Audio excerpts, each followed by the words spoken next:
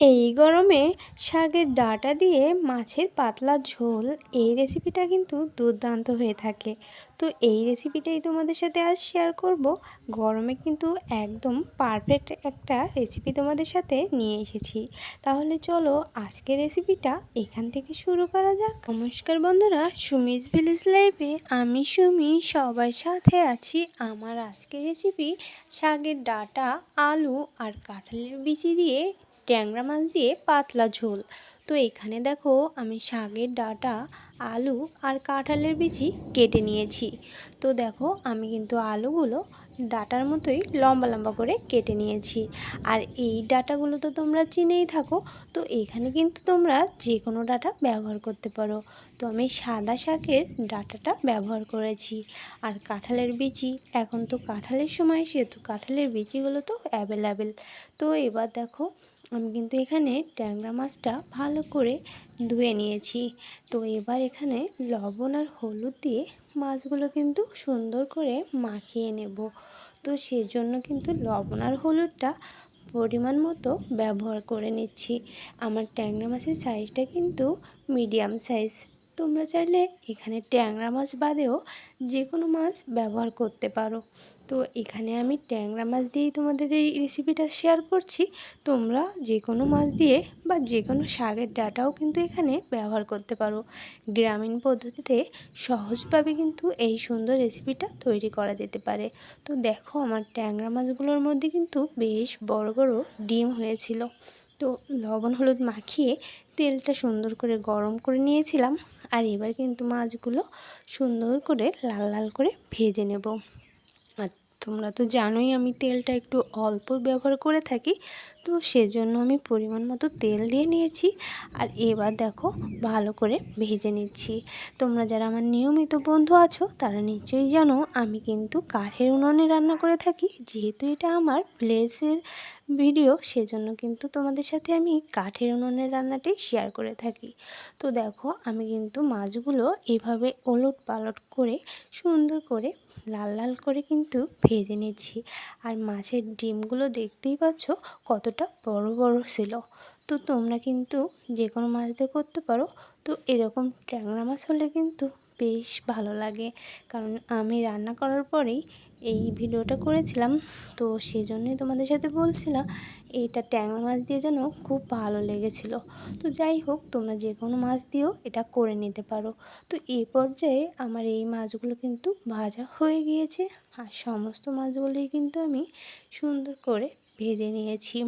এর থেকে অতিরিক্ত ভাজলে মাছটা অনেকটা শুকিয়ে যাবে, আর তখন কিন্তু মাছের কোনো স্বাদ থাকবে না। তো তোমরা তোমাদের পছন্দ মতো করে মাছগুলো ভেজে নিতে পারো। আমিও আমার পছন্দ মতো মাছটা ভেজে তুলে নিয়েছি। আর এবার দেখো কিছুটা পাঁচফোড়ন তেলে দিয়ে নিচ্ছি। এখানে পাঁচফোড়ন তেলে দিয়ে আমি শাকের ডাঁটা আর আলু ঢেলে দিয়েছিলাম।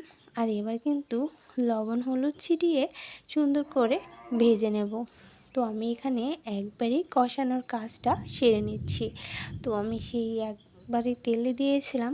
তো মাছের ভাজার পরে যে তেল ছিল সেটা দিয়েই কিন্তু আমার এই রান্নাটা একদমই হয়ে যাবে। আমরা গ্রামের পদ্ধতিতে কিন্তু অতিরিক্ত তেল মশলা ব্যবহার করি না। তো সেক্ষেত্রে যেমনভাবে সাধারণভাবে রান্না করে থাকি, তো সেটাই তোমাদের সাথে শেয়ার করি। আর সেটাই কিন্তু দুর্দান্ত হয়ে থাকে।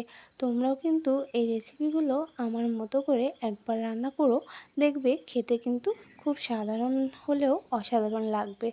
তো এবার দেখো আমি ওখানে কষানোর জন্য অল্প জল দিয়ে দিয়েছি। আর এখানে কিছুটা কাঁচা লঙ্কা আর কিন্তু সরিষা দিয়ে বেটে নেব। তো এক্ষেত্রে সরিষাটার জন্য কিন্তু তোমরা একটু অল্প লবণটাও ব্যবহার করে নিতে পারো। তো এইদিকে আমার জলটা কিন্তু একদমই শুকিয়ে গিয়েছিল। আর দেখো ডাঁটা আলু সমস্তটাই কিন্তু সেদ্ধ হয়ে গিয়েছে, প্রায় 80% মতো কিন্তু সেদ্ধ হয়ে গিয়েছিল, যেহেতু কষানোর জন্যই জল দিয়েছিলাম। তো এই পর্যায়ে কিন্তু আমি সমস্তটাই ভালো করে মিশিয়ে দিয়েছি। আর যে মশলাটা বেটেছিলাম সেটাও কিন্তু আমি এখানে দিয়ে দিয়েছি। আর তোমাদের সাথে শেয়ার করে নিলাম আমার আলুগুলো কিন্তু খুব ভালোভাবেই সেদ্ধ হয়ে গিয়েছে। আর এবার কিন্তু বাকিটা সেদ্ধ হয়ে যাবে, তার জন্য কিন্তু ঝোলের জলটা দিয়ে দিয়েছি। যেহেতু আমি পাতলা ঝোল করব, সেজন্য কিন্তু আমি ঝোলটা বেশি করে দিয়েছি। কারণ এই গরমে পাতলা ঝোল দিয়ে ভাত খেতে কিন্তু দুর্দান্ত লাগে। সেজন্যই কিন্তু আমি এই রেসিপিটা একটু ঝোল ঝোল করেই তৈরি করব। তো দেখো, আমার রান্নাটা কিন্তু প্রায় হয়ে যাচ্ছে, কিন্তু এখানে আমি কিছুটা ঝোল দেওয়ার পর আর এবার আমি ঢেকে দেব। আর কিছুটা আলু কিন্তু এভাবে গলিয়ে দেব। যেহেতু ডাঁটা, সেজন্য একটু আলুগুলো ভেঙে দিলে বা গলিয়ে দিলে ঝোলটা কিন্তু একটু ঘন ঘন হয়ে আসে। তো আমি ঢেকে দিয়েছিলাম, আর এই পর্যায়ে কিন্তু খুব সুন্দর করে ফুটছিল। তো অনেকটাই ঝোল কমে গিয়েছিল। আর এবার কিন্তু মাছগুলো এ পর্যায়ে দিয়ে দিতে হবে।